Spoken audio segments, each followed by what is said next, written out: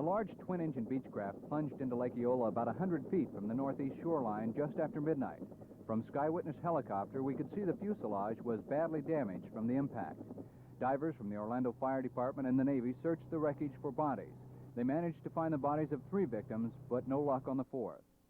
Dewey and I, the guy in charge of the scuba teams, went down and we found the 3rd body. If the 4th body is still in there, if there was a 4th body, it's probably underneath the aircraft in the mud. Police have not yet made positive identifications of the bodies recovered.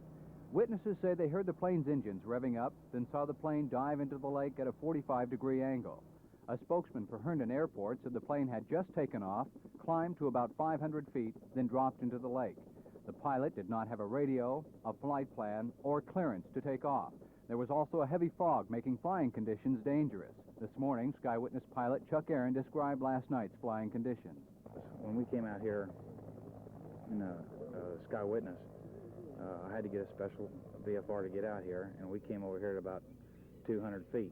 And the weather then was very bad, and it was bad when he took off. Fire department divers were still trying to recover the body of the 4th victim this morning. Investigators from the FAA arrived to examine the wreckage and decided to pull the plane out of the lake first.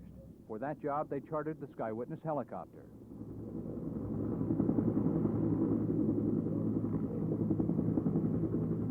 After cables were attached, piece by piece, Skywitness lifted what was left of the plane onto a flatbed truck. First, the engines were removed to make the rest of the plane lighter. A crowd of spectators lined the lake's edge to watch what was going on.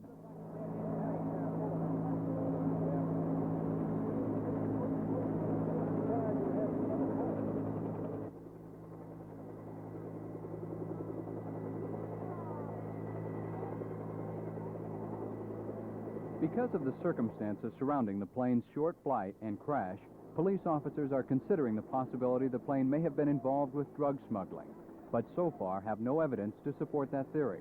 A source at Herndon said the plane was going to the Opelika airport. FAA investigators are now simply trying to find out why the plane crashed. The exact cause of this crash won't be known until after the FAA's investigation, which usually takes a few days.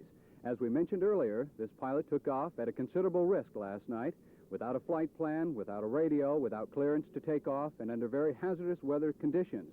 It's quite possible the cause of this crash will be pilot error. In Orlando, I'm Ron Cummings, Channel 9 Eyewitness News.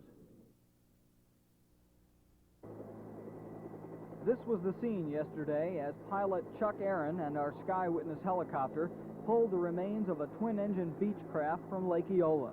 The plane went down early Saturday morning in dense fog, just minutes after takeoff from Herndon Airport. And this was the scene today, as investigators from the National Transportation Safety Board began to take the aircraft apart, looking for any clues that might lead to the cause of the crash. In this case, we have a lot of damage. Well, we moved the wreckage, but still we have pretty good evidence of the impact and other things. We're just beginning the examination of the wreckage now. It'll take some time. Contrary to reports made just after the crash, the plane's pilot had filed a flight plan to Opelika Airport in Miami, and the plane was equipped with radio gear, but the pilot refused to answer transmissions from Herndon Airport's radio tower. It's still too early to make any determinations about the cause of this crash. All that's known for sure is that 4 people died in this wreckage. It will be 4 to 5 weeks before the National Transportation Safety Board makes their final report public. At Orlando's Herndon Airport, Wayne Matthews, Channel 9 Eyewitness News. Divers from the Orlando Police Department returned to Lake Eola this morning to continue their search for pieces of the twin-engine plane that crashed in the lake almost a week ago. Last Saturday, when the Skywitness helicopter pulled most of the wreckage from the lake, parts of the plane were not recovered. The city wants them out of the lake because of the potential health hazard they pose. This is what the 1953 Beechcraft looked like. What's still missing is a wing section about 20 feet long from the engine to the wingtip, and another wing section about 10 feet long. After 2 hours, divers had recovered only a few pieces of the plane. And once you get on the bottom, it gets all stirred up, and of course you can't see anything then. And we're working on a line going back and forth, and instructor, and it's at best very difficult. By late this afternoon, after several hours in the cold, murky water, divers recovered 2 large pieces of one wing. Spectators gathered round to see what part of the plane divers had found. More of the wreckage is still on the lake bottom. The wing parts are needed by the National Transportation Safety Board to verify their findings on the crash impact. But today's search was also termed an exploratory mission, to look for anything connected with the plane, including evidence it was involved in drug smuggling, things like money or dope.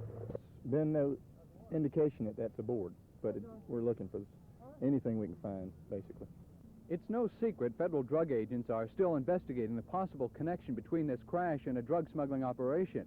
But the secrets they're looking for may be lost in the muck on the bottom of Lake Eola. In Orlando, I'm Ron Cummings, Channel 9 Eyewitness News. Mechanics from Hangar 1 at Herndon Airport this morning began taking apart what was left of the motors from the twin-engine Beechcraft. They're looking for evidence that might tell them why the plane crashed. If there was any engine failure or at least any possibility of engine failure. By the damage to parts, you can tell whether or not the engine was running. Well, we may have some indications on that. At this point, we're just beginning our examination. So there's no way to know right now whether he lost power? No. No way. If the engines were running at the time of the crash, there's a good chance the pilot made some mistake. But pilot error could also be involved even if the plane did lose power before it crashed. Another fact has surfaced in the investigation of this crash. The pilot, as far as anyone can tell, had only a student's license issued in 1975. There are no records he had a regular pilot's license or a rating to fly a twin-engine airplane. 27-year-old Juan Vincent Dickinson of Miami Beach was killed along with the other 3 passengers when his plane dove into Lake Eola on that dark, foggy morning, December 22nd. He was never issued a pilot's license according to a records check by the National Transportation Safety Board. It also takes additional training and testing to fly a twin-engine plane. There is no record Dickinson was ever qualified. In Orlando, Ron Cummings, Channel 9 Eyewitness News.